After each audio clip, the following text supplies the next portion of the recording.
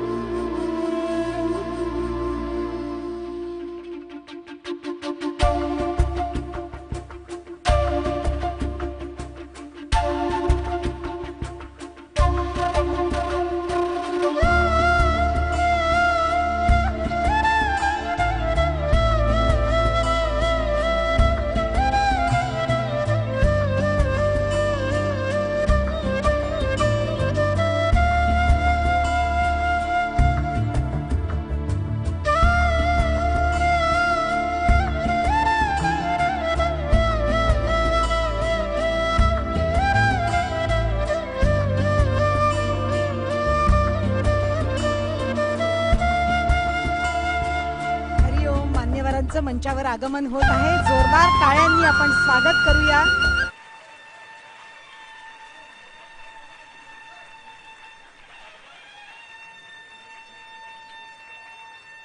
मान्यवरांना विनंती, आपण विराजमान व्हावं.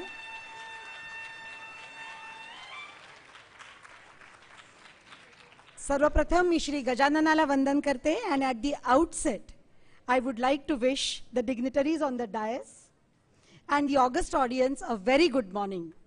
There's a shlok in Sanskrit which reads vapuk kushatvam vadane prasannata nadas phutatvam nayanesu nirmale arogita bindu jayogni deepanam nadi vishuddhi hatasiddhi lakshanam.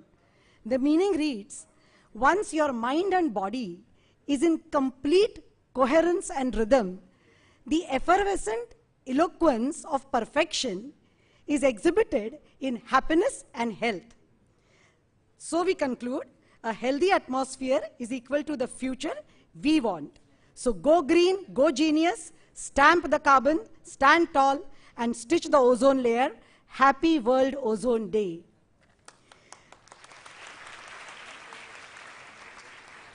The United Nations General Assembly on 23rd January 1995 adopted a resolution 49 by 114, which proclaims 16th September as the World Ozone Day, commemorating the date on which Montreal Protocol on Substances that Deplete the Ozone Layer was signed in 1987.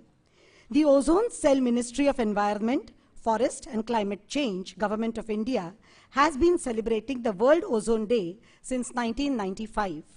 Today, we all have assembled here to celebrate 28th World Ozone Day, the theme for which is Montreal Protocol @35, Global Cooperation Protecting Life on Earth. This year is also the 35th anniversary of the Montreal Protocol, and accordingly, the theme has been framed.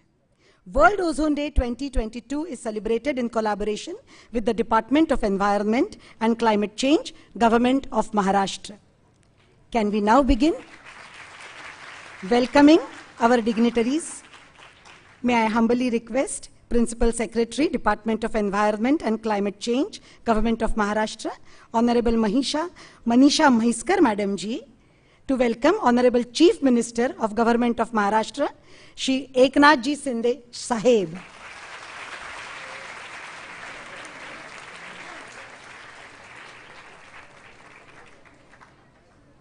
Dhanyavad, Madam. Madam, I request you to welcome Chief Guest, Honorable Union Minister of Environment, Forest and Climate Change, Shri Bhupendra Yadav Ji.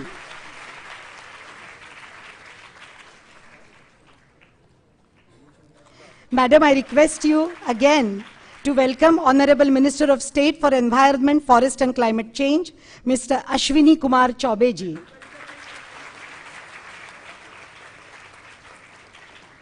Madam, kindly welcome Ms. Shoko Noda, Resident Representative UNDP, India.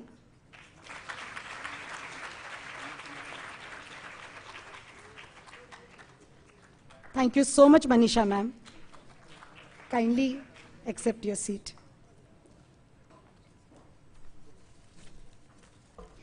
Now I request Ms. Naz Rizvi, Director, National Museum of Natural History, Ministry of Environment, Forest and Climate Change, Government of India, to welcome Principal Secretary, Department of Environment and Climate Change, Government of Maharashtra, Honorable Manisha Mahiskar Madam. Ms. Naz, can I please request you to welcome Economic Advisor, Ozone Cell, Ministry of Environment and Forest and Climate Change, Ms. Rajeshri Ray.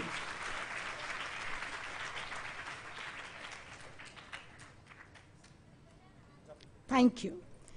I now request Ms. Pooja Verma to welcome Mr. Aditya Narayan Singh, Additional Director of Ozone Cell, MOEFCC. A big round of applause, please. I now request the dignitaries to light the lamp.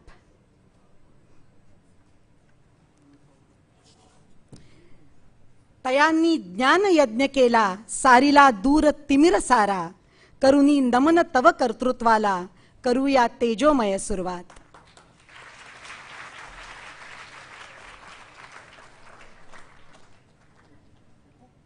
कशा आहात madam? नमस्कार.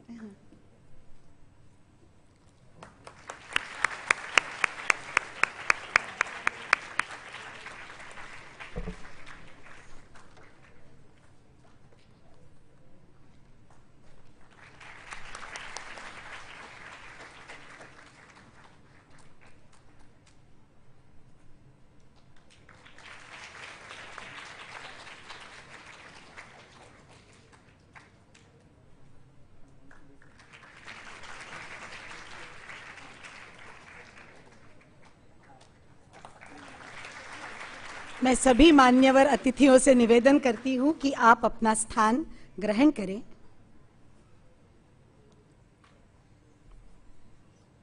I request Ms. Rajashri Ray, the Economic Advisor in Ministry of Environment, Forest and Climate Change, to deliver welcome address. Welcome, ma'am.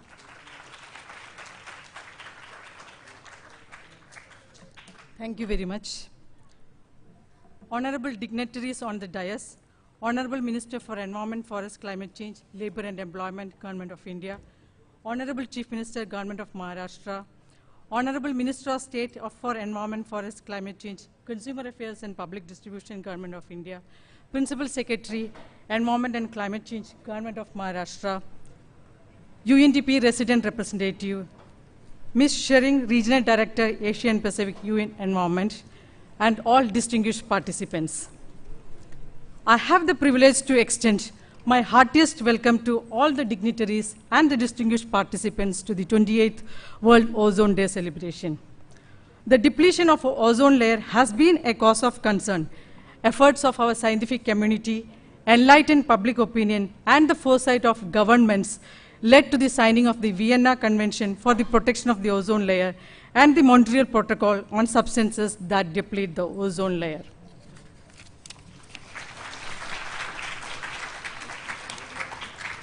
We are honored to have our Honorable Minister for Environment, Forest and Climate Change and Labour and Employment, Government of India, Sri Bhupendra Yadavji, with us as chief guest. We extend a very warm welcome to you, sir, and thank you for taking out time from your extremely busy schedule to grace this occasion. We are also honored to have the gracious presence of Honorable Chief Minister of Maharashtra, Sri Eknath Shindeji, and having agreed to our request to participate in this function as guest of honor. We also extend a welcome to Honorable Minister of State for Environment, Forest and Climate Change, Consumer Affairs and Public Distribution, Government of India, Sri Ashwini Kumar Chaubeji. Thank you, sir, for being with us for this occasion. I also welcome Ms. Shoko Noda, Resident Representative UNDP India, for presence here. And also welcome Ms. Dachen Shering, Regional Director, Asia Pacific UNEP, for joining us virtually here. May I state that both UNDP and UNEP has been closely associated with the Ministry of Environment, Forest and Climate Change in the implementation of the Montreal Protocol activities since 1990s. And today's function is being organized in collaboration with Government of Maharashtra. I welcome Ms. Manisha Mahaskar, Principal Secretary, Department of Environment and Climate Change, and all the officials of the Department of Environment and Climate Change from Government of Maharashtra and other officials from Government of Maharashtra who contributed to organizing this function, and all the representatives of the implementing agencies and the bilateral agencies. Industry has been a very key stakeholder in implementing the Montreal Protocol activities in India. I warmly welcome all the industry representatives who are present here. And finally, World Ozone Day is an occasion to generate awareness, to create awareness, especially among the youth and the children. And a special welcome to all the children who are present here. Finally, I extend a very warm welcome to all the media representatives and all the distinguished guests in participating in the World Ozone Day celebrations here. I thank you very much. Thank you, Madam Day. Ms. Dachin Shering is the Regional Director, Asia and Pacific Office, United Nations Environment Programme. Ms. Shering's pre-recorded address will be played now. Can we please have the video?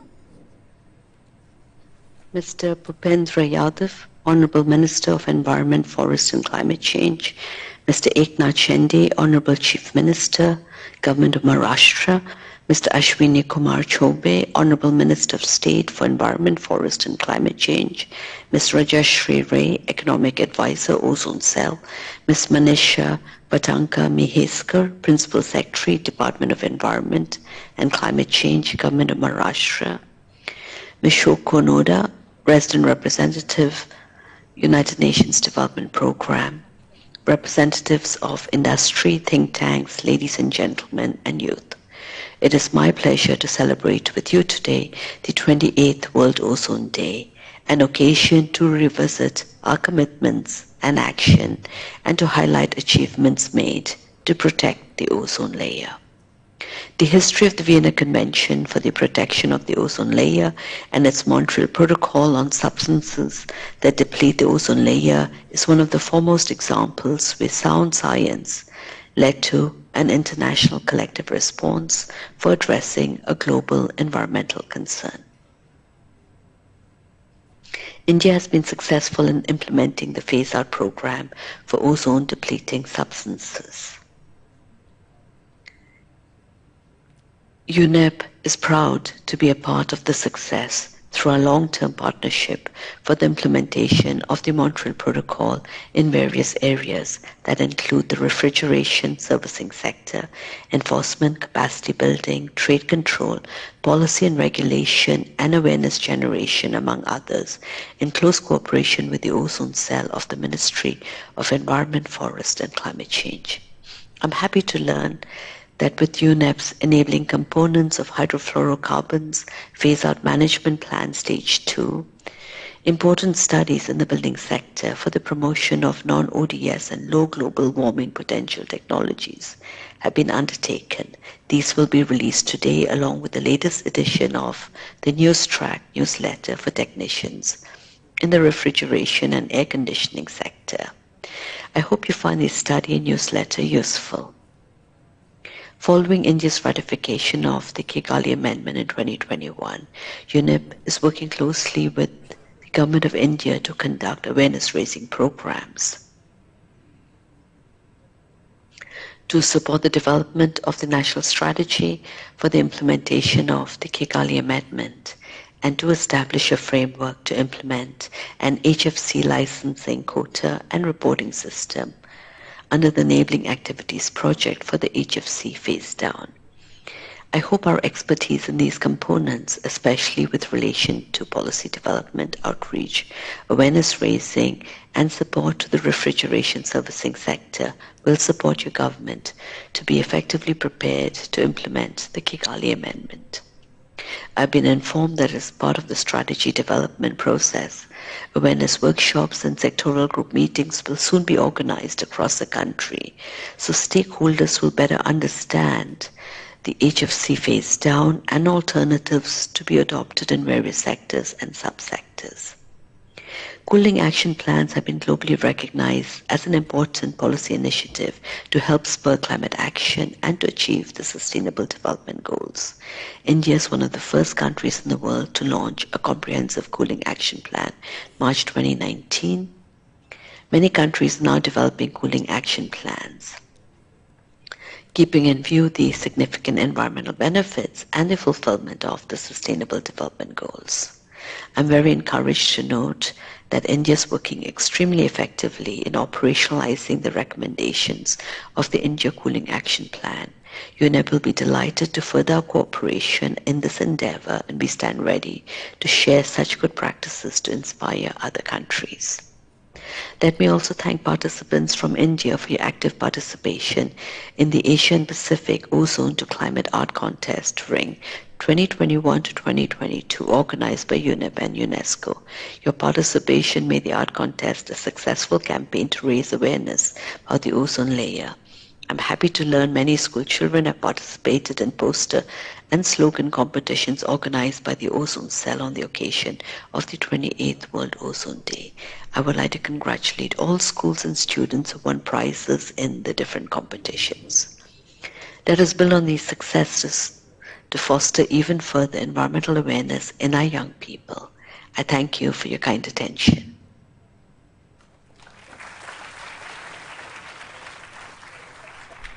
This message underlines that truly we all are global citizens today.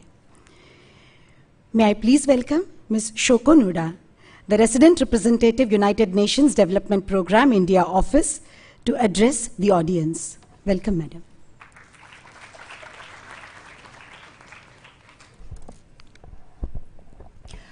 Honorable Minister of Environment, Forest and Climate Change, Shri Bhupender Yadav, Honorable Chief Minister of Maharashtra, Shri Eknath Shinde, Honorable Minister of State for Environment, Forest and Climate Change, Shri Ashwini Kumar Chaubey, and the other dignitaries, and distinguished guests, colleagues, and also school students up there.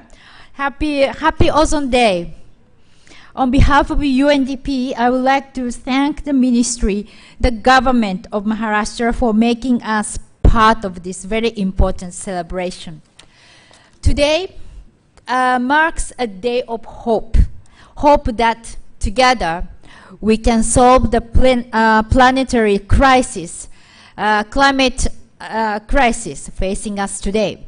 30 years ago today, 46 countries came together under the Montreal Protocol to save the depleting ozone layer and safeguard human environmental health. In 2009, it became the only UN treaty to be ratified by all countries. A global cooperation combined with strong national policies and commitment has made it one of the most effective global treaties. And today, around 99% of ozone-depleting substances have been phased out globally, and the ozone layer is healing. This is having a very, very positive impact on human health, and also contributing to positive climate action by reducing emissions of harmful gases and greening our energy systems. This is the kind of success story that we do need at this time to replicate across other environmental treaties to protect our planet. India has been one of the leaders, or the leader, in implementation of the Montreal Protocol, so congratulations.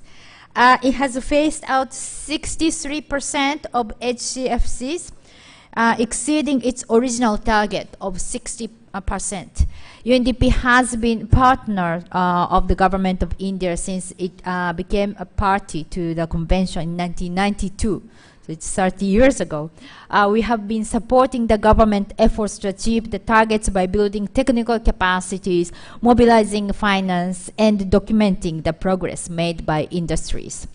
We are also supporting accelerated phase-out of ozone-depleting substances from the small and medium and small and micro-enterprise sector, which is the key driver of India's economic growth. And then I have a chance to visit one of them recently, and then really was very impressed the commitment that is shown from that industry. As we move forward to completely phase out ozone-depleting substances, we must do so without disrupting industrial growth. Globally and in India, the number and intensity of heat waves is rising, and we all know that because we experience every day. This is leading to a rise in demand for cooling through air conditioning and refrigeration to protect our health, people's health.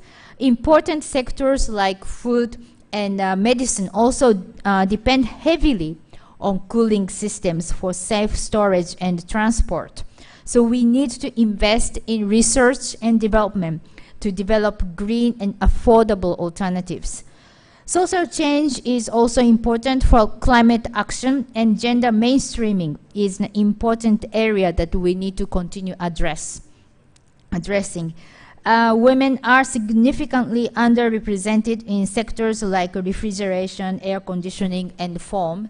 So we need to break such stereotypes and encourage more women. So I do see a lot of female students here as well. You to become engineers, technicians, and trainers in these areas. Once again, I would like to thank for inviting UNDP and me personally here today.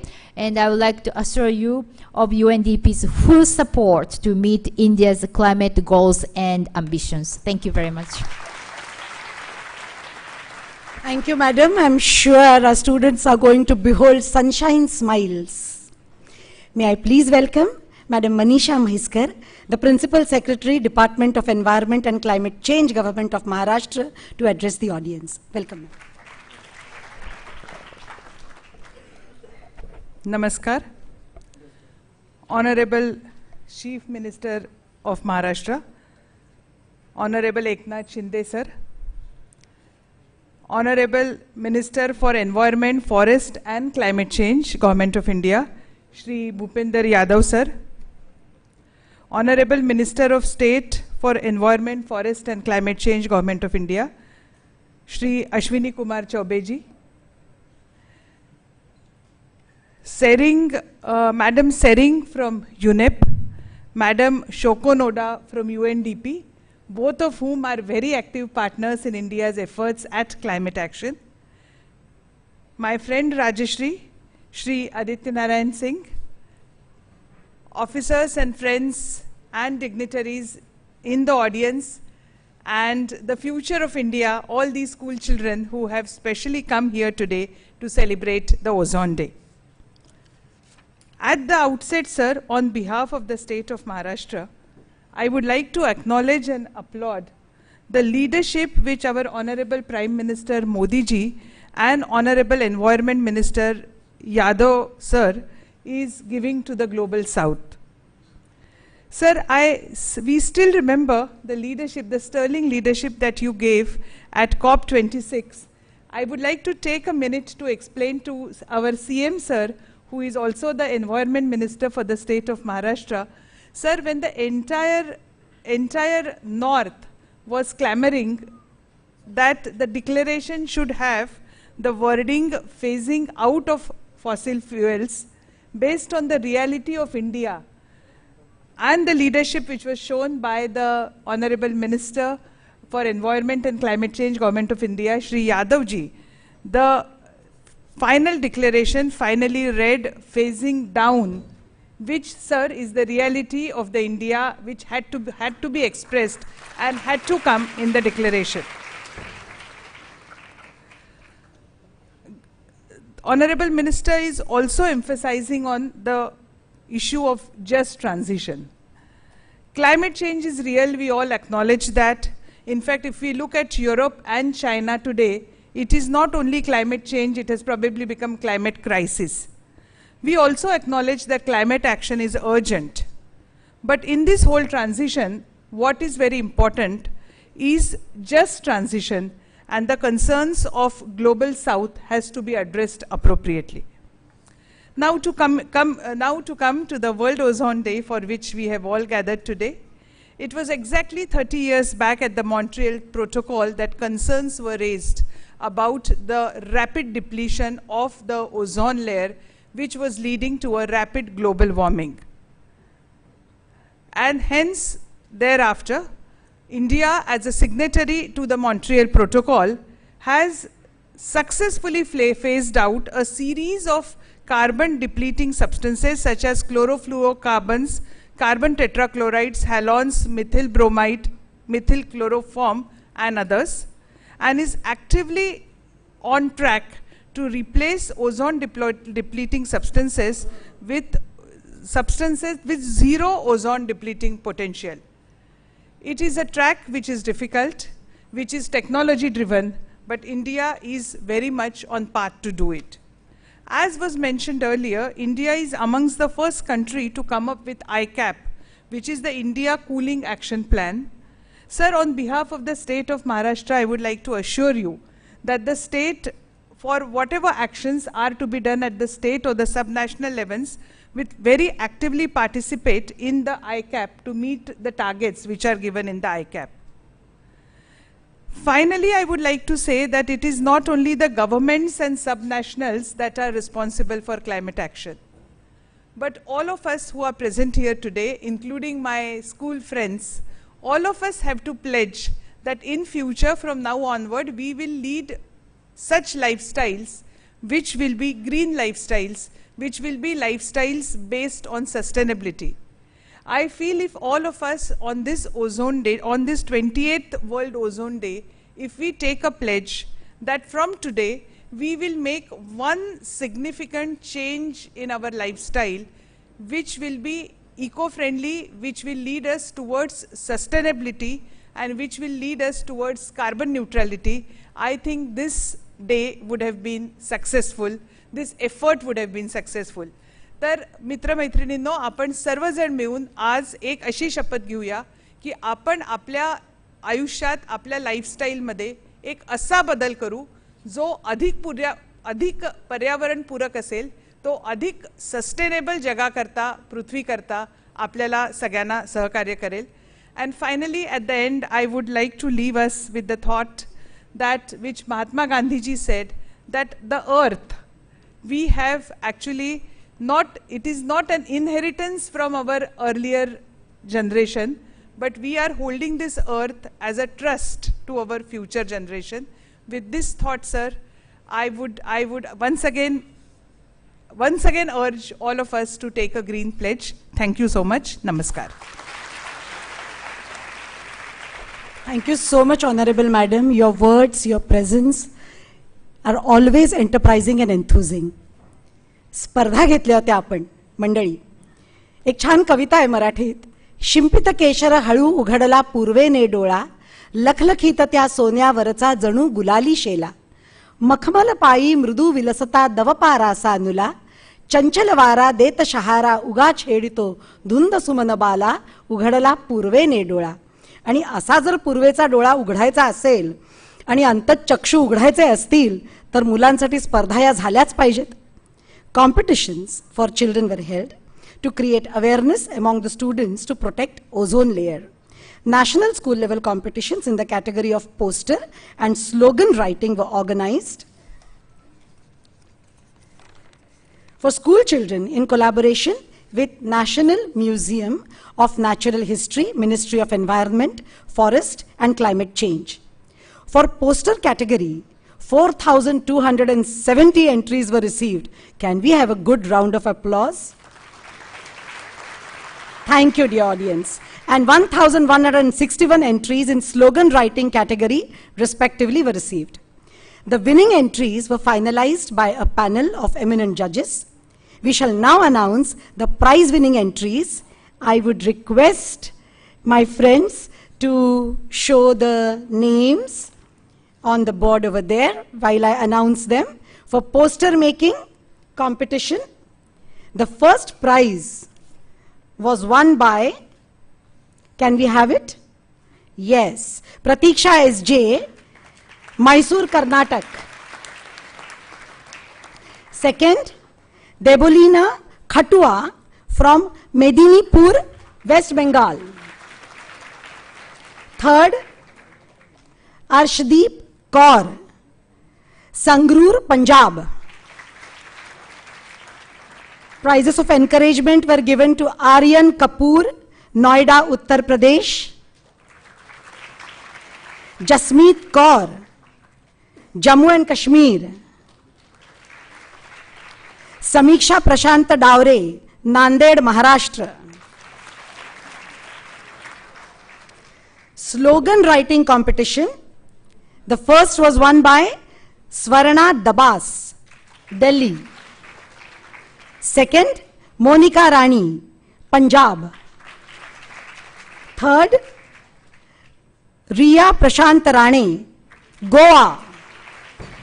Encouragement prizes were won by Araina Anand, New Delhi.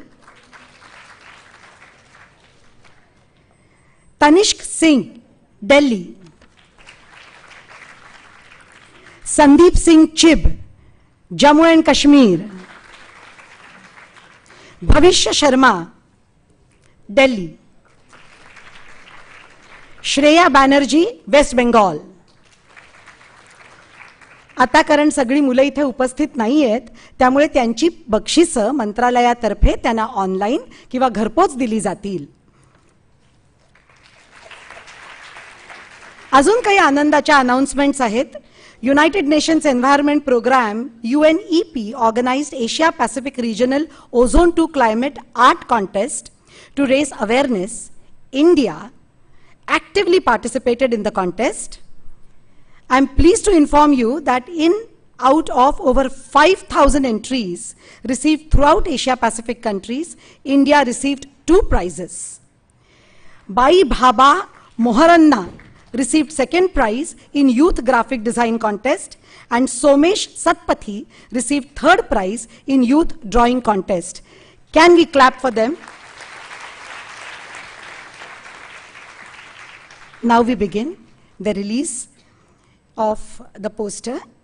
May I please invite the Chief Guest, Honorable Shri Bhupendra Yadav Ji, Union Minister for Environment, Forest, Climate Change, to do the honors. Can we have the poster given to sir? I also request other dignitaries to join in, please.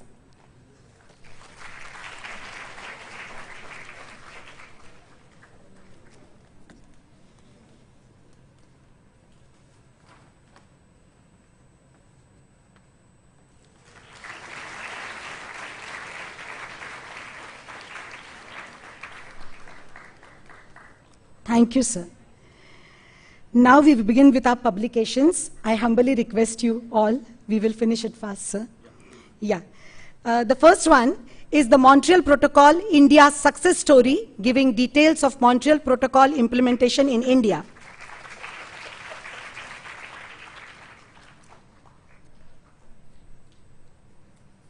My friends in media, once the photograph is done, we move on to the next. Kindly help them with the second one, please. Action Plan for implementation of the recommendations of the India Cooling Action Plan, ICAP, for cold chain.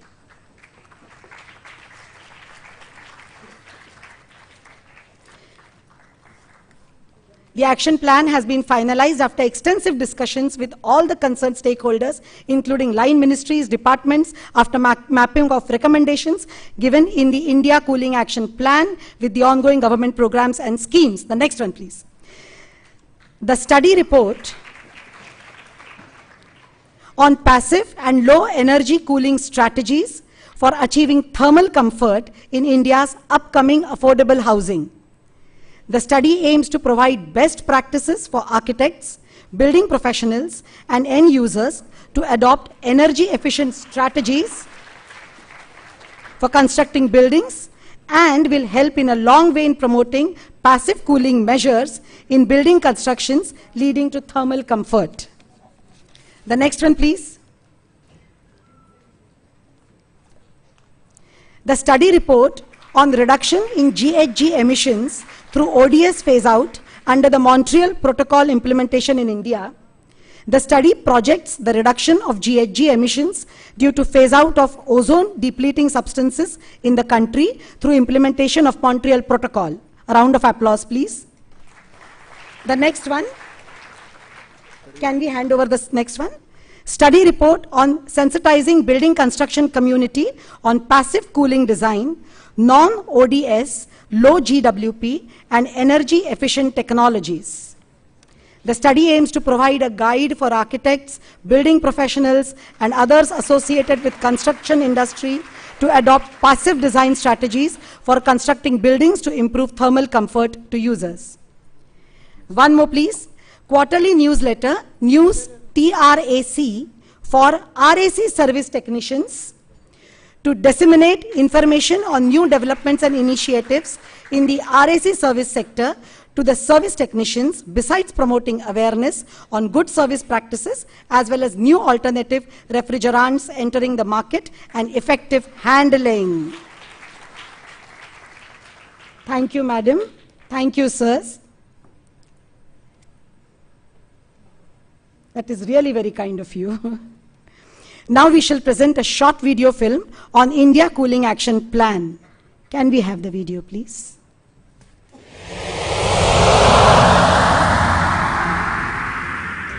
आज भारत तेज गति से विकास की राह पर आगे बढ़ रहा है।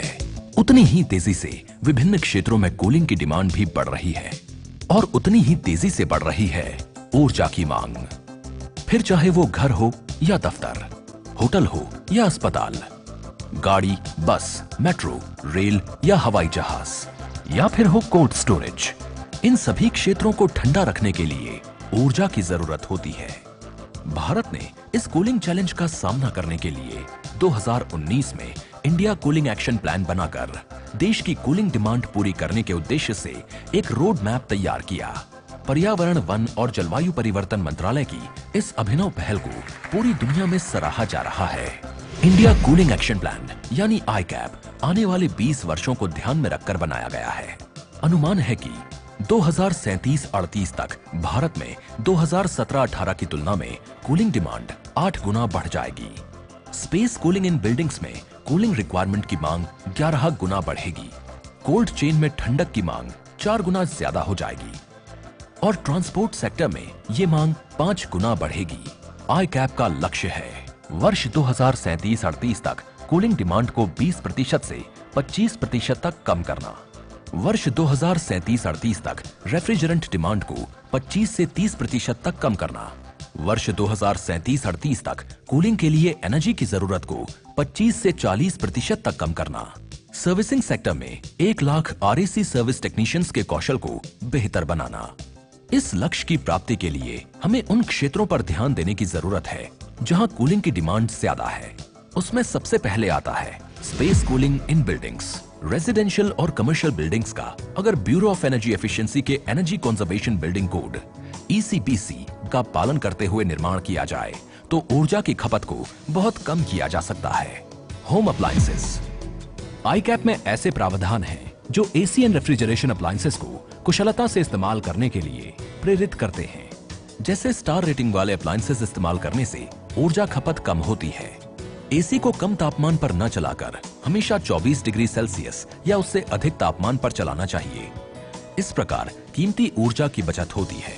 Transport air conditioning. India cooling action plan में सार्वजनिक वाहनों के इस्तेमाल पर जोर दिया गया है। जैसे आप कार पूल कर सकते हैं, मेट्रो या अन्य सार्वजनिक वाहनों का इस्तेमाल कर सकते हैं। इससे वाहनों में कूलिंग की डिमांड को कम किया जा सकता है। कोल्ड स्टोरेज और रेफ्रिजरेशन। कोल्ड चेन स्टोरेज के क्षेत्र में ऊर्जा की भारी खपत होती है। इनके डिजाइन में बदलाव करने से ऊर्जा की जरूरत कम की जा सकती है। इनमें इस्तेमाल होने वाले उपकरण भी एनर्जी एफिशिएंट होने चाहिए। ठंडा करने के लिए ऑल्टरनेटिव रेफ्रिजरेंट्स को इस्तेमाल किया जाए। इंडिया कूलिंग एक्शन प्लान में नॉन ओजोन डिप्लीटिंग सब्सटेंसेस और लो ग्लोबल वार्मिंग पोटेंशियल वाली तकनीक का इस्तेमाल करने पर जोर दिया गया है। Service sector. मौजूदा उपकरणों में नई नई आधुनिक तकनीकों का इस्तेमाल हो रहा है। इनकी सर्विस करने के लिए कुशल टास्क फोर्स की जरूरत है। इंडिया कूलिंग एक्शन प्लान के तहत सर्विस सेक्टर में ट्रेन्ड टास्क फोर्स तैयार की जा रही है। इसके लिए स्किल इंडिया मिशन के अंतर्गत लगभग 1 लाख लोगों को ट्रेनिंग देने का लक्ष्य है।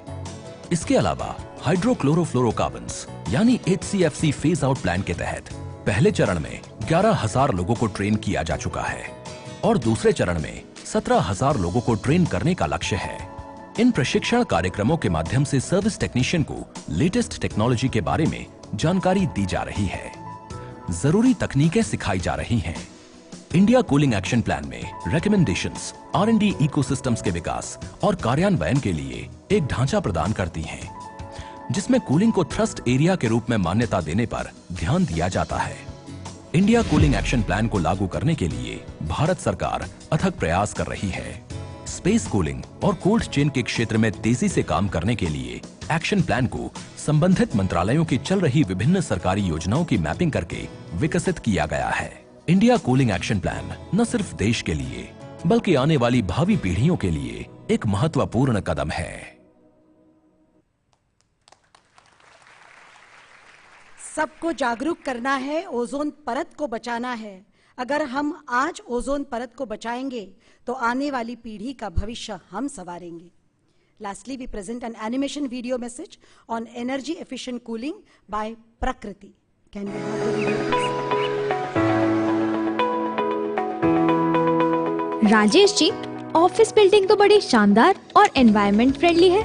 तुम्हारी एडवाइस पर energy efficient design, thermal insulation और नेचुरल वेंटिलेशन किया है ताकि कूलिंग डिमांड कम रहे. अब और टिप्स भी बताओ ना. बिल्कुल, एसी 5 स्टार ही हो, इसे 24 डिग्री या उससे अधिक पर सेट रखें और कूलिंग एफिशिएंसी के लिए फिल्टर को नियमित साफ करवाना. ठीक है. एसी और रेफ्रिजरेटर की सर्विस ट्रेन टेक्नीशियन से ही करवाना.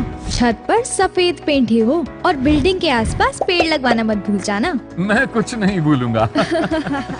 आप भी कूलिंग एफिशिएंसी के लिए ये सभी उपाय अपनाइए, ओजोन लेयर को बचाइए और क्लाइमेट प्रोटेक्शन में अपनी भागीदारी निभाइए. पर्यावरण, वन और जलवायु परिवर्तन मंत्रालय, भारत सरकार.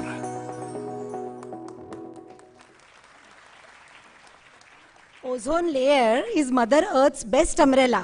For the young and beautiful sitting there today, I'd say ozone is nature's sunscreen. Mr. Ashwini Kumar Chaubey, sir, is Honorable Union Minister of State for Environment, Forest and Climate Change.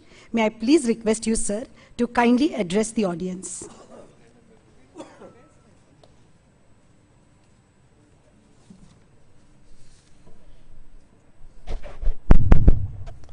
नमस्कार. 28वां जागतिक ozone दिनानिमित्त मंचावर उपस्थित भारत सरकारचे माननीय पर्यावरण, one आणि हवामान बदलसह कामगार आणि रोजगार यशस्वी मंत्री श्री भूपेंद्र यादव जी, हमारे महाराष्ट्राचे सामान्य माणसांशी जुळलेला माणूस आणि लोकप्रिय नेता माननीय मुख्यमंत्री श्रीयुक्त एकनाथ संभाजी शिंदे साहेब,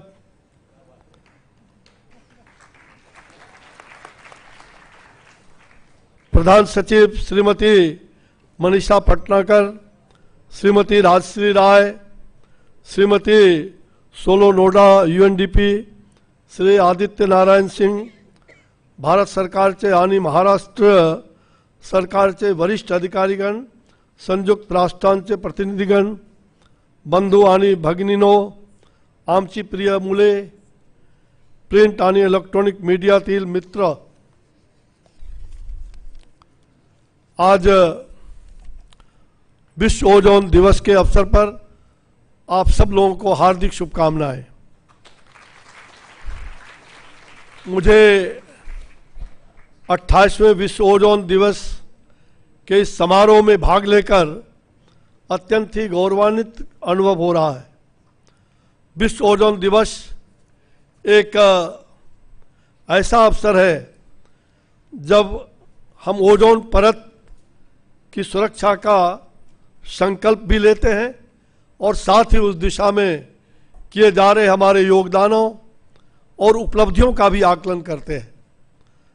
ओजोन परत हमारी पृथ्वी को सूर्य की हानिकारक जो ऐसी किरणें उससे बचाती भी है और साथ ही इस प्राकृतिक सुरक्षा परत को बचाना, इसके बारे में लोगों को जागरूक करना और इसे संरक्षित करने के संभावित समाधानों की खोज के लिए संयुक्त राष्ट्र महासभा, उन्होंने प्रत्येक वर्ष 16 सितंबर यानी आज के ही दिन अंतर्राष्ट्रीय ओजोन दिवस के रूप में मनाने की घोषणा भी की है. जिस तरह जलवायु परिवर्तन जैसी वैश्विक समस्या के समाधान के लिए हमें वैश्विक समाधान खोजने की जरूरत है, उसी तरह ओजोन परत को बचाने के लिए भी विश्व की सभी देशों को इसके संरक्षित करने के संकल्प के साथ आगे बढ़ना है. विश्व पटल पर मॉन्ट्रियल प्रोटोकॉल के तहत भारत सहित सभी विकसित और विकासशील देश ओजोन क्षयकारी पदार्थों ओडीएस के उत्पादन और उपभोग के चरणबद्ध तरीके से समाप्त करने की चुनौतीपूर्ण कार्यों को पूर्ण रूपेण करने के लिए ये महत्वपूर्ण भूमिका निभा रहे हैं तथा जिससे ओडोइस के उत्सर्जन को रोकने और ओजोन परत को वर्ष 80 के पूर्व की स्थिति में लाने की जो शीघ्रता है उसके लिए अनवरत प्रयास किए जा रहे हैं। हमारे यशस्वी प्रधानमंत्री श्री नरेंद्र भाई मोदी जी ने अंतर्राष्ट्रीय स्तर पर पंचामृत का मूल मंत्र दिया है, जो कि जलवायु परिवर्तन जैसी वैश्विक समस्या से निपटने में पूरे विश्व को एक नई दिशा राह दिखाएगा, इसमें कहीं दो मत नहीं। इसी कड़ी को आगे बढ़ाते हुए माननीय प्रधानमंत्री जी ने हमारी जीवन पद्धति उसको जीने के लिए एक और भी मंत्र दिया है, जिसे उन्होंने लाइफ स्टाइल फॉर एनवायरनमेंट इसके रूप में भी प्रस्तुत किया है। मैं इसे यहाँ उपस्थित जितने बच्चे और बच्चियाँ आज जो नई पीढ़ी यहाँ बड़ी संख्या में आए हुए हैं उनको सहजता से बताना चाहूँगा, क्योंकि हमारे भारत की भावी पीढ़ी जो है उनके ही कंधों पर आने वाले समय में इन चुनौतियों से निपटने की जिम्मेवारी भी आपके ऊपर कंधों पर है। प्रधानमंत्री जी ने पूरे विश्व का आह्वान किया है कि हमें अपनी जीवन शैली को अपनी प्राचीन परंपरा को ध्यान में रखते हुए सहज एवं सरल रूप में अपनाने की जरूरत है और हमारे छोटे छोटे प्रयासों से प्रकृति पर पड़ रहे दुष्प्रभावों एवं वातावरण में कृत्रिम गैसों के उत्सर्जन को भी कम किया जा सकता है। उदाहरण के लिए जब अति आवश्यक हो तो अभी आपने देखा कि किस प्रकार से जो वीडियो फिल्म दिखाई पड़ रहा था, तो उसमें हमें वातानुकूलित यंत्रों का भी उपयोग और उसके तापमान के बारे में कि 23 से 24 डिग्री तक ही नियंत्रित करें तो ज़्यादा अच्छा होगा। उसी तरह से घरों में इस्तेमाल होने वाले फ्रिज जिनमें ऐसी गैस का इस्तेमाल किया जाता है जिसका ओजोन परत पर प्रतिकूल प्रभाव पड़ता है, हम उसे भी नियंत्रित तापमान पर चलाकर और अपनी ओजोन परत की रक्षा में एक छोटा सा योगदान दे सकते हैं। सोचने पर आपको यह बहुत छोटी सी बात लगती होगी, परंतु मैं आपका ध्यान वैश्विक महामारी कोरोना के उस भयावह काल की भी तरफ ले जाना चाहूँगा, जिससे हमने बहुत कुछ खोया, लेकिन उसका एक सकारात्मक पहलू भी यह रहा है कि वातावरण की शुद्धता एवं गुणवत्ता में आश्चर्यजनक सुधार हुआ। इसी मुंबई महानगर में वाहन एवं कल कारखानों के प्रदूषण से जहां सिर्फ गैस का गुब्बार भरा रहता था, वहीं इस दौरान चिड़ियों की मधुर वाणी सुनाई दी इस कालखंड में, उस कालखंड में, और हमारे अनगिनत जीव जंतु और पेड़ पौधे वापस अपने नैसर्गिक प्राकृतिक रूप में हरे भरे नजर आए। अभी जहां हम यह कार्यक्रम कर रहे हैं उसके बाहर की प्रकृति की सौगात के रूप में सागर तट भी है और यह इलाका गोल्डन नेकलेस के नाम से सुविख्यात है। देश का शायद ही कोई ऐसा व्यक्ति होगा जो इस मैरीन ड्राइव एवं इस चौपाटी पर आकर आनंद न लेना चाहता हो। और सचमुच मैं आप सभी नौजवान पीढ़ी से, विशेषकर जो आज यहाँ नई पीढ़ी बैठी हुई है, वह जो प्रकृति के अनमोल धन की रक्षा करने का मैं आह्वान करता हूँ। हमेशा याद रखें, प्रकृति रक्षिति रक्षिता, अर्थात प्रकृति तभी आपकी रक्षा करेगी जब आप उसकी रक्षा करेंगे। प्रकृति का यह नियम है कि जितना आप इसका दोहन करते हैं, यानी जितना इससे लेते हैं, उससे भी अधिक वापस देने का प्रयास करें, तभी संतुलन बना रहेगा और हमारी आने वाली पीढ़ी प्रदूषित वातावरण से अपने आप को बचा सकेगी। हमें न सिर्फ अपने वन क्षेत्रों को ही बढ़ाना है, बल्कि कार्बन उत्सर्जन को भी कम करने वाले उस हर पहलू पर गंभीरतापूर्वक विचार करना है जिसका प्रतिकूल प्रभाव वातावरण पर पड़ रहा है। महाराष्ट्र के इस महानगर एवं देश की आर्थिक राजधानी मुंबई पर तो साक्षात गणपति बप्पा उनकी कृपा प्राप्त है। जहां आपके पास सुंदरता से भरपूर प्राकृतिक वन क्षेत्र भी है, वहीं सागर राज विराजमान आगे अपनी सुंदरता ही ठाणे का क्रीक क्षेत्र भी आपके अपने प्रभाव में एक अनूठी विरासत है।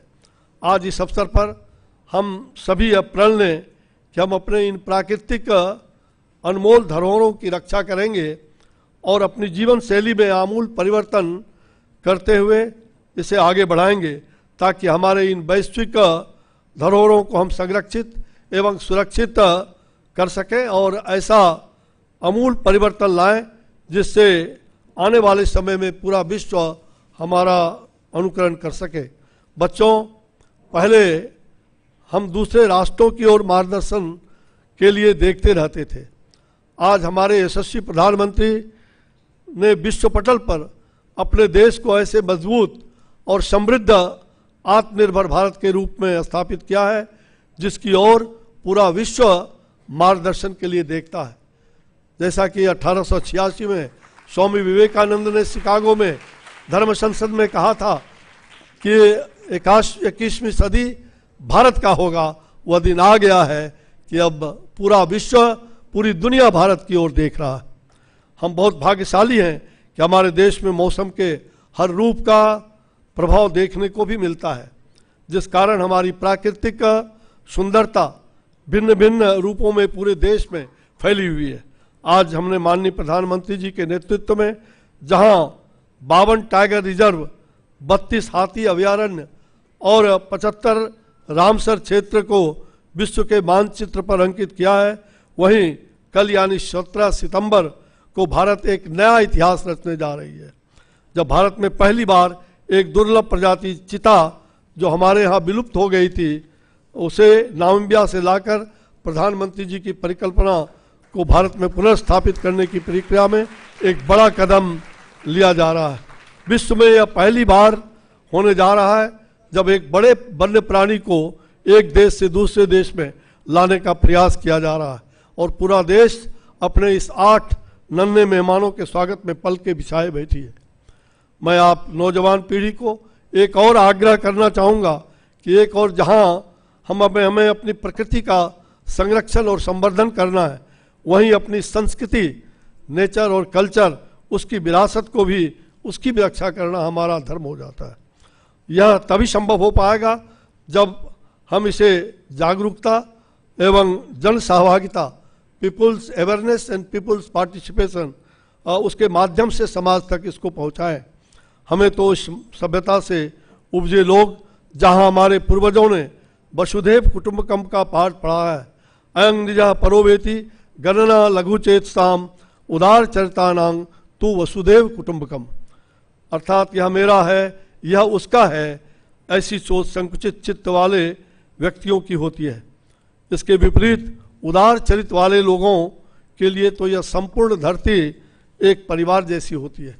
और इसलिए मैं आप सबको इन्हीं शुभकामनाओं के साथ और संपूर्ण सृष्टि की शांति के लिए अपने उस मंत्र को ओम द्यो शांति रक्ष, ओम द्यो शांति, अंतरिक्ष शांति, पृथ्वी शांति, रापा शांति, आपो शांति, यह सारा संसार हमारा है और प्राकृतिक और इस प्रकृति, प्राणी, पशु, पक्षी, जीव जंतु सभी की शांति, उन्नति की प्रार्थना करते हुए मैं अपनी वाणी को विराम देता हूँ। और हमें प्रकृति और पर्यावरण, ऐसे वातावरण को की रक्षा करना, यह हमारे लिए कर्तव्य है। मैं इन्हीं शुभकामनाओं के साथ आप सबको ढेर सारी बधाइयाँ। आप सब मंगलमय रहे। सर्वे भवन्तु सुखिनः, सर्वे सन्तु निरामया, सर्वे भद्राणि पश्यन्तु माँ कश्चित् दुःख भाग् भवेत्। जय हिंद, जय भारत, जय महाराष्ट्र। आदरणीय चौबेजी मराठीत बोलले सुरुवातीला आणि आमच्या मराठी मनाला भरपूर हुरूप आला।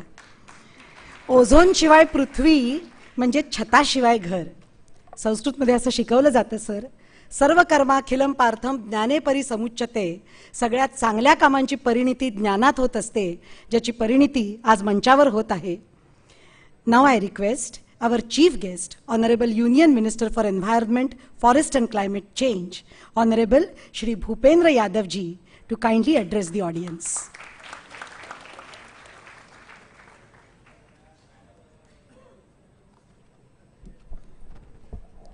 ओजोन दिवस के इस कार्यक्रम में मंच पर उपस्थित महाराष्ट्र के लोकप्रिय, यशस्वी एवं सम्मान्य मुख्यमंत्री श्री एकनाथ शिंदे जी, मेरे वन और पर्यावरण मंत्रालय में मेरे साथी मंत्री सम्मान्य अश्विनी चौबे जी, महाराष्ट्र के पर्यावरण विभाग की principal secretary सम्मान्य Manisha ji, UNDP की भारत में प्रतिनिधि सम्मान्य अशोको नाडा जी, मेरे मंत्रालय के आर्थिक सलाहकार सम्मान्य राजश्री जी, सभी उपस्थित प्रतिनिधिगण, मीडिया के साथी, प्रबुद्धगण और प्यारे बच्चों, अभी जब मनीषा जी कह रही थी तो वास्तव में किसी ने कहा है और गांधी जी का उन्होंने नाम लिया कि जिस ग्रह पे पृथ्वी पे हम रहते हैं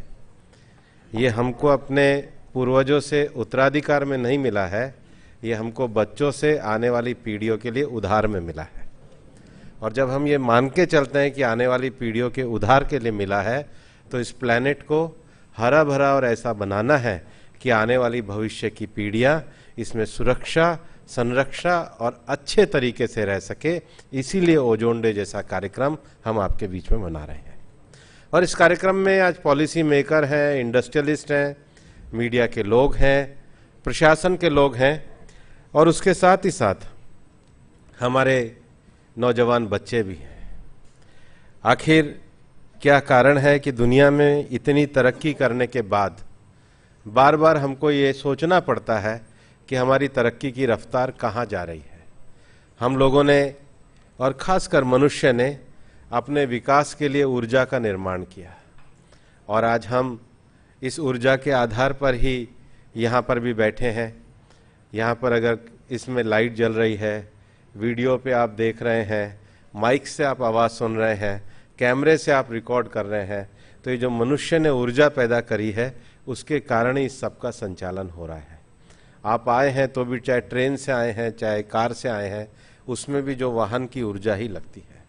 लेकिन ये सारी ऊर्जा का इस्तेमाल करते समय अगर ये हॉल खाली हो जाए और लाइट अनावश्यक जलती रहे, अगर हम लोग खड़े रहें और व्हीकल में ईंधन अनावश्यक जलता रहे, हमारे दैनंदिन जीवन के प्रयोग में अगर इस प्रकार की छोटी छोटी बातों का हम ध्यान ना दें तो आखिर ये जो ऊर्जा हमने बनाई है इसका दूसरा रूप भी होगा कि अनावश्यक ऊर्जा के वेश से हम लोगों को आज दुनिया में जलवायु परिवर्तन के संकट का सामना करना पड़ रहा है। और इसलिए माननीय प्रधानमंत्री श्री नरेंद्र मोदी जी ने पिछले कॉप में एक नारा दिया, life environment friendly life style, कि हम विकास में जिन चीज़ों का उपयोग करें उसमें हम चीज़ों के माइंडफुल कंजम्पशन की ओर ध्यान दें, ना कि हम उसके माइंडलेस यूटिलाइजेशन की तरफ। ये दोनों विषयों में बहुत अंतर है और यहाँ बच्चे भी बैठे हुए समझेंगे माइंडफुल कंजम्पशन और माइंडलेस यूटिलाइजेशन का अर्थ क्या है।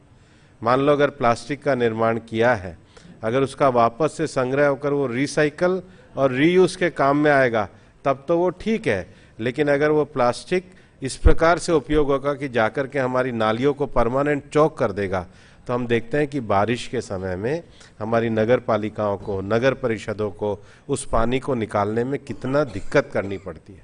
और ख़ासकर मुंबई में तो हम समुद्र के किनारे रहते हैं। कल 17 सितंबर है और हर सितंबर के तीसरे सप्ताह में शनिवार को पूरी दुनिया में कौन सा दिवस मनाया जाता है? वर्ल्ड ओजोन डे तो आज हो गया। हर तीसरे शनिवार को दुनिया भर में वर्ल्ड सी क्लीनिनेस डे कहा जाता है और इसलिए कल भी हम जो है सी क्लीनिनेस पे काम करेंगे। आज हम ओजोन डे पे काम कर रहे हैं क्योंकि जिस मनुष्य आज की सभ्यता में हम रह रहे हैं, लगातार हमको जिम्मेदार बनाने के लिए, हमको लगातार अपने कर्तव्य को ध्यान दिलाने के लिए इसका आयोजन किया जाता है। बहुत सारे बच्चे यहाँ पर बैठे हैं। दुनिया भर ने मॉन्ट्रियल का प्रोटोकॉल किया और उसमें जलवायु परिवर्तन की चुनौतियों में से, जैसे जो जलवायु परिवर्तन की एक चुनौती है कि धरती का तापमान बढ़ता है तो उससे अनावश्यक बारिश, उससे अनावश्यक सूखा, मौसम में बदलाव आता है। धरती पे जमीन का बंजरपन बढ़ता है तो देश की बायोडायवर्सिटी का लॉस होता है, और जब अननेसेसरी बायोडायवर्सिटी का लॉस होता है तो उससे प्रकृति के संतुलन में अस्थिरता आती है। उसी प्रकार से जिसको जो लेयर्स हैं उसमें अगर हम गैस का अनावश्यक प्रयोग करते हैं तो देश में जो दुनिया, जो एक पूरी पृथ्वी केवल धरती नहीं है और केवल पानी नहीं है, इसका पूरा समस्त आकाश एक गैस के गोले से भी लिपटा हुआ है। उसमें अगर छेद होता है तो उससे जो ओजोन लेयर्स होती है उससे अल्ट्रा वायलेट जो लेयर्स आती हैं उसका बड़ा नुकसान पृथ्वी पर होता है। वैज्ञानिकों ने अपने अध्ययन में ये तय किया है कि उससे स्किन डैमेजेस हैं, उससे हमारी जो जेनेटिक आने वाले समय की जो जीन्स हैं उसको डैमेजेस हैं, उसके साथ हमारा जो इम्यून सिस्टम है, जो इस इम्यून सिस्टम में भी चाहे मनुष्य हो चाहे एनिमल्स हो उसको भी डैमेज पहुंचता है। इसलिए दुनिया ने मॉन्ट्रियल में इकट्ठे होकर ये कहा कि हम सब अपने अपने देश में भविष्य में गैसों का प्रयोग, अपने शहरों के निर्माण का प्रयोग, अपने एनर्जी कंजम्पशन के प्रयोग में जो निकलने वाली गैस हैं उसका इस प्रकार से प्रयोग करेंगे कि वो पृथ्वी की सतह में जो ओजोन की परत है उसको नुकसान ना पहुंचाए। और इसके लिए किगाली पूरे दुनिया भर में एग्रीमेंट किया गया, और मुझे बताते हुए खुशी है कि भारत उन देशों में महत्वपूर्ण देश बना जिन्होंने किगाली के आधार में प्रधानमंत्री जी के नेतृत्व में कैबिनेट ने संकल्प भी पारित किया और भारत ने इंटरनेशनल कूल एक्शन प्लान भी दिया जो पूरी दुनिया के सामने प्रधानमंत्री जी के नेतृत्व में एक उदाहरण बना है। ये हमारे प्रधानमंत्री जी का नेतृत्व है। और ये जो कूलिंग एक्शन प्लान आपको बताया गया उसको बताने का अर्थ है कि हमको भविष्य में अपनी शहरों की संरचना करते समय, भविष्य में अपने यहाँ कूलिंग के लिए, क्योंकि आखिर हमें अपने लोगों को सुविधा देनी है तो हमें ज़्यादा से ज़्यादा ऐसे सेंटर बनाने पड़ेंगे जहाँ पर चीज़ें प्रिजर्व की जा सके, उसमें कूलिंग होगा, ज़्यादा ट्रेन, ज़्यादा ट्रांसपोर्टेशन। लेकिन उसका जिसको प्रधानमंत्री जी बार बार अपने लाइफ के मंत्र में कहते हैं कि हम उसका माइंडफुल कंजम्पशन कैसे करें, और इसको लेकर के पूरे दुनिया भर में एनवायरनमेंट के को हम किस प्रकार से सही तरीके से उपयोग करें, उसको अपने जो रेफ्रिजरेशन जो है, अगर कूलिंग भी करेंगे, बड़े बड़े अगर हमारे यहाँ पे वेयर हाउसेज वगैरह बनेंगे तो उसमें किस प्रकार से ऊर्जा का प्रयोग करें कि जो रेफ्रिजरेशन का जो यूज़ है वो माइंडफुल यूटिलाइजेशन और क्लाइमेट चेंज के साथ हम लोग लड़ सकें। और इसलिए दुनिया में आजकल जो सबसे बड़ी बात चलती है वो सस्टेनेबल डेवलपमेंट की चलती है, और भारत दुनिया के उन देशों में है जिन्होंने कहा है कि हम ये जो सस्टेनेबल डेवलपमेंट है उसमें अपने ऊर्जा का उत्पादन इस प्रकार से करेंगे कि 2070 तक हम देश में नेट जीरो को प्राप्त करेंगे। हमारे मंत्रालय के द्वारा भी देश के 8 IITs के द्वारा लगातार इसको एक नॉलेज शेयरिंग करके इस विषय को आगे बढ़ाया जा रहा है। और यहाँ निश्चित रूप से हमारे आने वाले समय के जो भारत का नेतृत्व करें वो बच्चे यहाँ पर बैठे हुए हैं। मैं आप ही लोगों से बात करना चाहता हूँ क्योंकि आप ही में से कई लोग इनोवेटिव तरीके से अच्छे साइंटिस्ट भी बनेंगे। प्रधानमंत्री जी जो न्यू एजुकेशन पॉलिसी लेकर आए हैं उसमें बाकी प्रोफेशनल कैरियर के साथ इस देश में जो साइंस का जो ओरिजिनल पढ़ाई है, जिसमें इनोवेटिव तरीके से हम नए इनोवेशन कर सकें, एक साइंटिफिक एटीट्यूड का वातावरण निर्माण कर सकें, ऐसे इस देश के भविष्य की जो पीढ़ी है उनसे अपेक्षा है। और इसलिए भारत दुनिया को हमेशा ये कहते हैं और हम लोग भी इस बात को मानते हैं कि दुनिया की 17% आबादी हमारे पास है, लेकिन 4% ही हमारा कार्बन एमिशन है। जो अपने आप को डेवलप्ड कंट्रीज़ कहते हैं उनकी 17% आबादी है और उनका 60%, हमारा 4% है, उनका 60% कार्बन एमिशन है बिकॉज ऑफ हमारी लाइफ स्टाइल है। लेकिन लाइफ स्टाइल में हमें लोगों के विकास के लिए विकास के काम बढ़ाने होंगे, लेकिन विकास में जो तकनीकी हम अपनाएंगे उसका माइंडफुल कंजम्पशन करते हुए, अपनी लाइफ स्टाइल को देखते हुए हमको अपनी चॉइसेस को, अपनी हैबिट्स को, अपनी नेचर को और अपने साथ की चीज़ों को हमें संभाल कर सहेज कर कैसे रखना है। और इसलिए एक विषय ये चलता है पब्लिक गुड्स का, कि घर का मेरा घर मेरा हो सकता है, लेकिन बाहर निकलने वाली जो वायु है वो पब्लिक गुड है। जो हमारे क्षेत्र का जो तालाब है वो पब्लिक गुड है, उसको गंदा करने का मेरे को अधिकार नहीं होना चाहिए। और ये जो लाइफ स्टाइल है इसको बनाने के लिए शिक्षा के द्वारा, ट्रेनिंग के द्वारा, पब्लिक अवेयरनेस के द्वारा, पब्लिक पार्टिसिपेशन के द्वारा और पब्लिक एक्सेस के द्वारा हम पूरी तरीके से प्राप्त कर सकते हैं। और इन सारे विषयों को आगे बढ़ाने के लिए हमारे विशेष रूप से आजकल तो मैं लगातार घूम रहा हूँ, हमारे ये नेचुरल हिस्ट्री म्यूज़ियम के यहाँ पर लोग हैं, उनकी डायरेक्टर नाज यहाँ पर बैठी हैं। मैं पिछले दिनों जब पुडुचेरी में और पुरी में मैं जब सी बीचेस पे क्लीनिंग प्रोग्राम के लिए गया तो बच्चों ने अपने इमेजिनेशन से, आप कल्पना नहीं कर सकते, आज भी जो पोस्टर माननीय मुख्यमंत्री जी के साथ हमने रिलीज़ किया है, ये हमारी नौजवान पीढ़ी का इमेजिनेशन है कि जिस पृथ्वी पे हम रह रहे हैं उस पृथ्वी को हमको कैसे हरा भरा रखना चाहिए। लेकिन ये इमेजिनेशन और अवेयरनेस का जो हमारा पूरा मंत्रालय का मंत्र है, ये हमारे अंदर तक नहीं रहना चाहिए, ये आगे चल करके इसके आधार पे हमारे नागरिक निर्माण होने चाहिए, इसके आधार पे हमारी पॉलिसी का निर्माण होना चाहिए, जिसको प्रधानमंत्री जी के नेतृत्व में हम करने का कार्य कर रहे हैं। माननीय अश्वनी चौबे जी ने बताया कि भारत के पास बहुत प्राकृतिक संपदा और वन्य संपदा है, और इसलिए भारत दुनिया के उन देशों में है जो ये मानता है कि इकोलॉजिकल रॉन्ग में अगर कोई गलती होती है तो उसको सुधारना चाहिए। और माननीय प्रधानमंत्री जी के नेतृत्व में, जिसको इकोलॉजिकल रॉन्ग कहते हैं, कि हमारे यहाँ जो एक बड़ा जानवर चीता कभी 1947 से इस देश में एक्सटिंक्ट हुआ था, गायब हुआ था मनुष्यों के अतिरिक्त शिकार के कारण, भारत ने उसको वापस लाने का फैसला किया है। और कल उस कार्यक्रम के माध्यम से जो एक इकोलॉजिकल रॉन्ग जिसको है उसको इकोलॉजिकल हार्मनी के साथ हम सब लोग रहें। और ये जो पृथ्वी है अगर ये खाली मनुष्यों की हो तो इसमें सुंदरता नहीं होगी, ये सब के लिए है। इसलिए जब सर्वे भवन्तु सुखिना का भाव करते हैं तो सब के लिए है।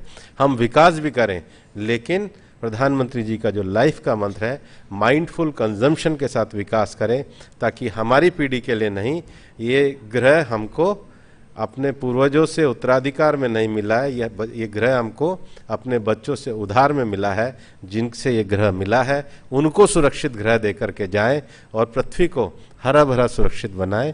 इस बात के लिए आज हमने इस कार्यक्रम का आयोजन किया है। आप सबको बहुत बहुत शुभकामनाएं, और हम मिलकर के कर्तव्य से माननीय प्रधानमंत्री जी के नेतृत्व में इसको पूरा करेंगे। यही संकल्प यहाँ से लेकर के जाएं। धन्यवाद। जय हिंद, जय भारत।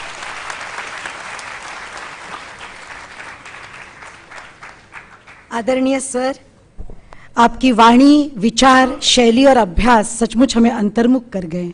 बहुत बहुत शुक्रिया। एक महाराष्ट्रीय उद्गार, मी भारतीय आहे, मज सार्थक गर्व आहे, माझ्याच भारताचे मी एक शिल्प आहे, काळीच आई माझी मजला अतीव प्यारी, तिज शान रक्षण्याला मम जीव हा करारी, हाती घेऊनी हात अवघे धरू सुपंथ, पाहुनी उज्ज्वल स्वप्न करूया देशास श्रीमंत। मी आदरणीय मुख्यमंत्री महाराष्ट्र राज्य श्री एकनाथजी शिंदे साहेब यांना नम्र विनंती करते की त्यांनी शब्द सेतू बांधावा।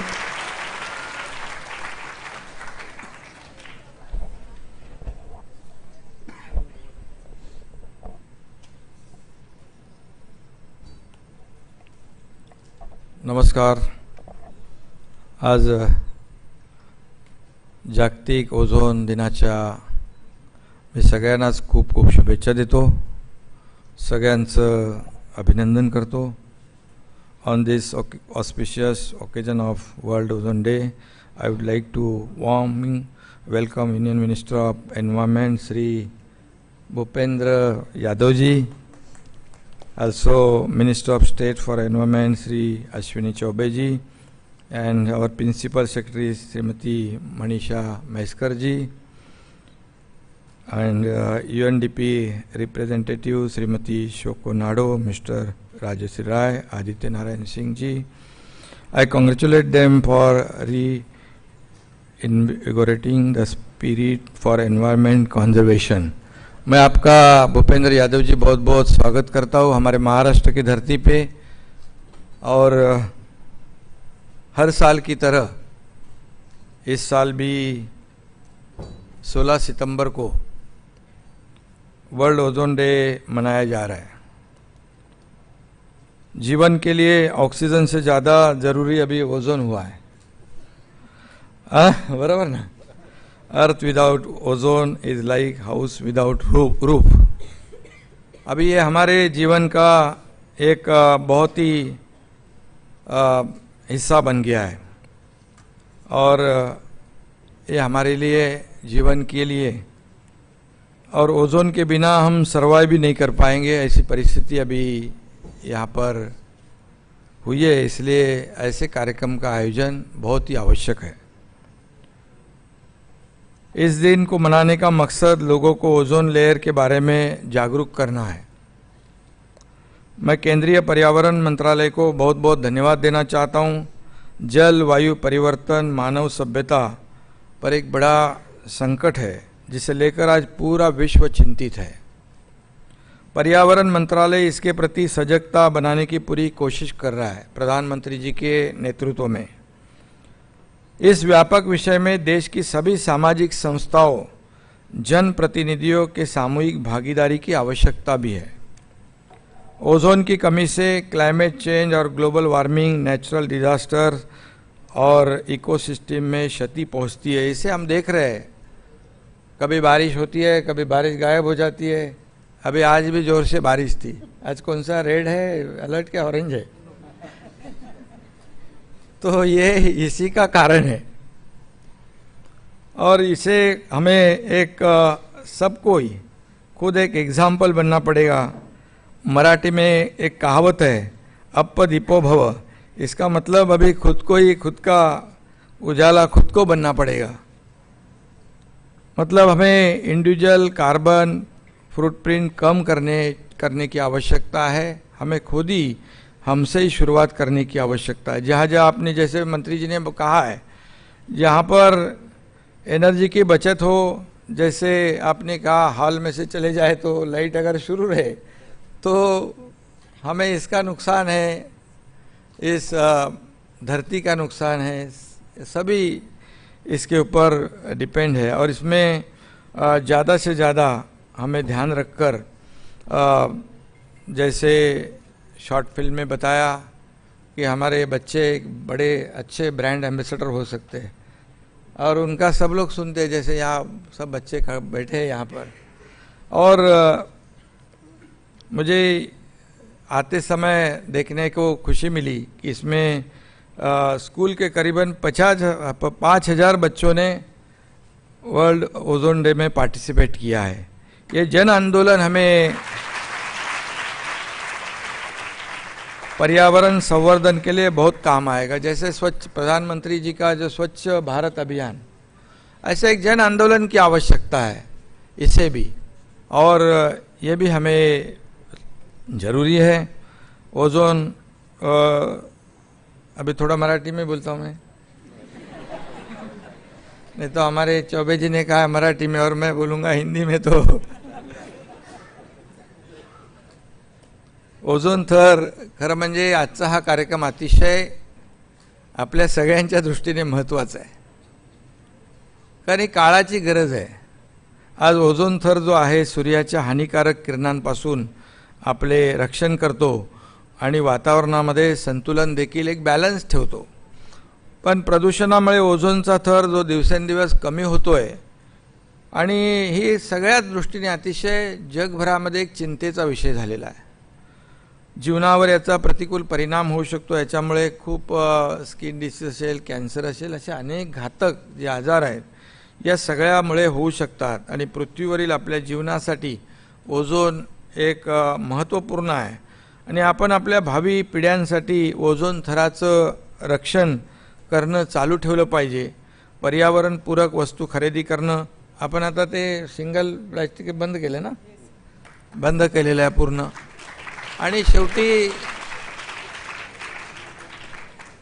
ह्याची आवश्यकता देखील आहे पर्यावरणपूरक। खाली मी स्टॉलवर पाहिलं की आता आपण जे रेफ्रिजरेटर आहेत, एसी सारख्या उपकरणांचा वापर आहे, त्याच्यामध्ये देखील अनेक आधुनिक तंत्रज्ञान, नवीन त्याच्यामध्ये आपल्याला बदल घडवण्याची आवश्यकता आणि तशा प्रकारचे प्रयत्न आपले सुरू आहेत। कारण यामध्ये जसे आपण गाड्या प्रत्येक नेतो, अपन हमारे यहाँ पर मंत्री जी हम लोग मेट्रो कर रहे हैं, तो काफ़ी मेरे ख्याल से लाखों जो प्राइवेट व्हीकल्स है वो रोड से कम हो जाएंगी, तो इससे भी काफ़ी पर्यावरण को फायदा होगा. पब्लिक ट्रान्सपोर्ट वाढवण्याची आवश्यकता आहे आणि जनजागृतीची मोठ्या प्रमाणात आवश्यकता आहे. ओझोन दिवस हा पर्यावरणासाठी एक अतिशय महत्त्वाचा दिवस आहे आणि त्यामुळेच ओझोनच्या थराचं जतन करण्यासाठी जागतिक ओझोन दिन दरवर्षी 16 सप्टेंबरला साजरा होतो. व्हिएन्ना परिषदेमध्ये ठरल्याप्रमाणे जे 1987 मध्ये ओझोन लेअर कमी करणाऱ्या पदार्थावर मॉन्ट्रियल प्रोटोकॉल तयार झाला, पण इतके करूनही ओझोन आवरणाला त्याच्यामध्ये छिद्र पडल्याचं समोर आलं आणि म्हणून या ठिकाणी 2016 मध्ये रवांडाच्या किगाली येथे हायड्रोफ्लोरोकार्बनची पातळी खाली आणण्याचा करार झाला. आपल्या सगळ्यांना माहीत आहे, मगाशी आपल्या आधी पण सांगितलेलं आहे.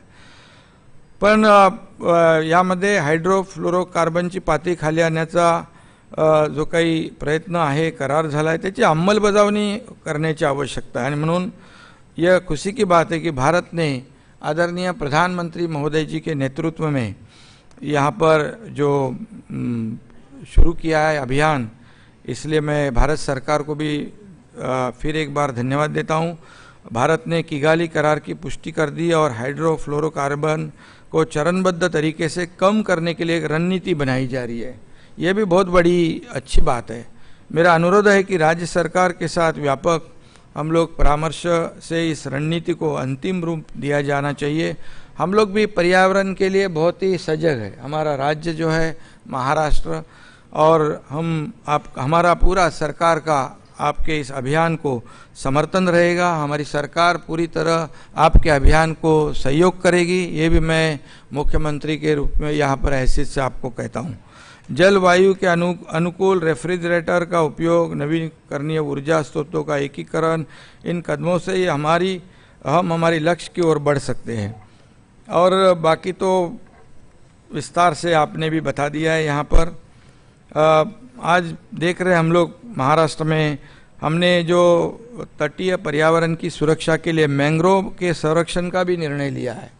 और मैंग्रोव संरक्षण उसके लिए बहुत ही हमारी सरकार काम कर रही है. हमारी मनीषा मैस्कर मैडम, उनकी टीम है, पूरी अच्छी तरह यहाँ पर हमारा काम शुरू है.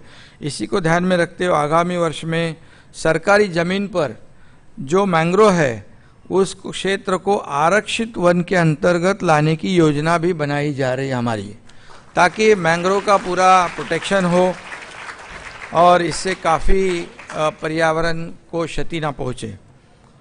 इसमें सार्वजनिक वाहतूक प्रणाली में इलेक्ट्रिक बसेस की संख्या भी हम लोग तेज़ी से बढ़ाने का काम कर रहे हैं. इससे भी काफ़ी फ़ायदा होगा. ग्रीन एनर्जी का उपयोग व एमिशन कम करना ज़रूरी है. कोई भी बदलाव, कोई पॉलिसी या ऊपर से नहीं आता है. इसके लिए लोगों का, जनमानस का पार्टिसिपेटिव अप्रोच बहुत ही ज़रूरी है. सब लोगों को एक साथ होकर आगे बढ़ने की आवश्यकता है. जैसे एक जन आंदोलन की आवश्यकता आहे. एक मराठीमध्ये म्हणतो आपण एक चळवळ आहे. ही चळवळची आपल्याला त्याची आवश्यकता आहे आणि आपण त्याप्रमाणे आपण पुढे जातोय. हर एक के भावना मन में आनी चाहिए, मन से जुड़नी चाहिए, ताकि हम अपनी सृष्टि को मातृत्व की भावना से कंजर्व कर सकते हैं, ताकि हमारी जो आने वाली जो पीढ़ी है, भावी पीढ़ी है, इस सृष्टि को अच्छाई से देख सकती है. इसलिए हमें पूरी कोशिश करनी चाहिए इसे जो आज का दिन है उसे सफल करना है. तो हमें सबको एक होकर काम करने की आवश्यकता है. हम लोग देखते हैं एक गांव में जाएंगे तो 80, 90, 100 साल के लोग भी रहते हैं, लेकिन अभी अपनी आयु सब लोगों की हम देखते हैं, हम जो परिवर्तन आया है ये इसी का परिणाम है. और इसलिए ये सस्टेनेबल विलेज की ओर हम देखते हैं तो उनकी जो कम ज़रूरतें होती है, एनर्जी कंजर्वेशन है, ये सब जो बातें हैं इसे भी हमें आत्मसात करने की आवश्यकता है. और इसलिए मैं भारत सरकार को हमारे दोनों मंत्री जी हैं, उनका भी हमारे सरकार की ओर से तहे दिल से आपका स्वागत मैं यहाँ पर करता हूँ, आपको धन्यवाद भी देना चाहता हूँ। और ग्लोबल और ये हमारे जो छात्र हैं उनका भी बहुत बड़ा इस अभियान में जो उनका इन्वॉल्वमेंट है वो भी बहुत ज़्यादा हम जैसे कर सकते हैं वो भी कोशिश हमारी रहनी चाहिए, इतना ही मैं कहूँगा।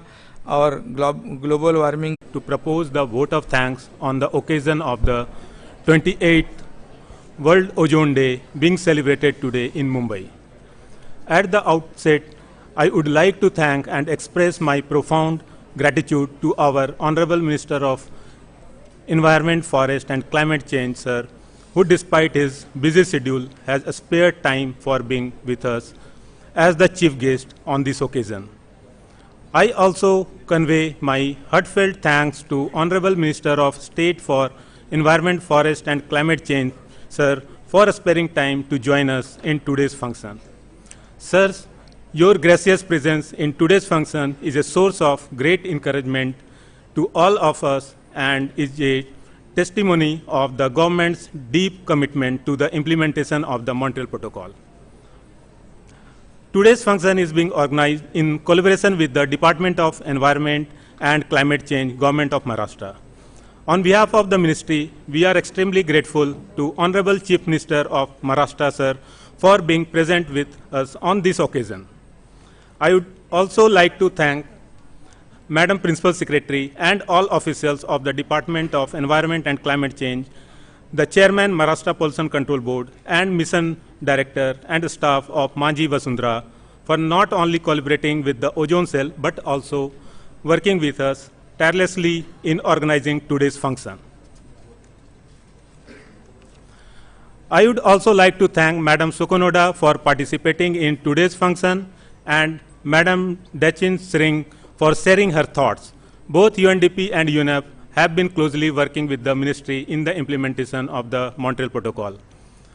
Madam Secretary and Madam Economic Advisors, encouragement and continued support to the Montreal Protocol activities has given the necessary impetus to successfully achieve all the compliance target of the protocol, and with their guidance, the ozone cell shall continue to work towards meeting the future compliance requirements of the Montreal Protocol.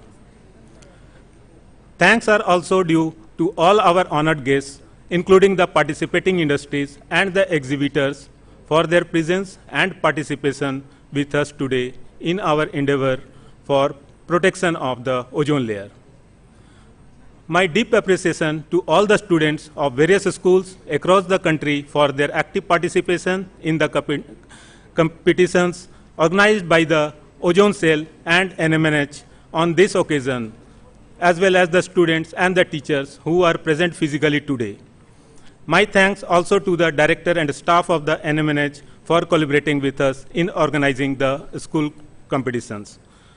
Finally, I would like to thank all the staff of Ozone Cell for their tireless effort in organizing this function successfully.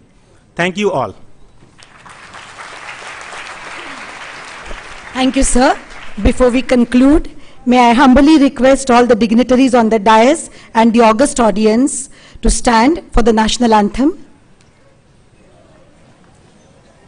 Jana Gana मन अधिनायक जय हे भारत भाग्य विधाता पंजाब सिंध गुजरात मराठा द्राविड़ उत्कल बंगा विंध्य हिमाचल यमुना गंगा उच्चल जलधि तरंगा तव शुभ नामे जागे तव शुभ आशीष मांगे गाहे तव जय गाथा जन गण मंगलदायक जय हे भारत भाग्य विधाता जय हे जय हे जय हे जय जय जय जय हे। भारत माता की.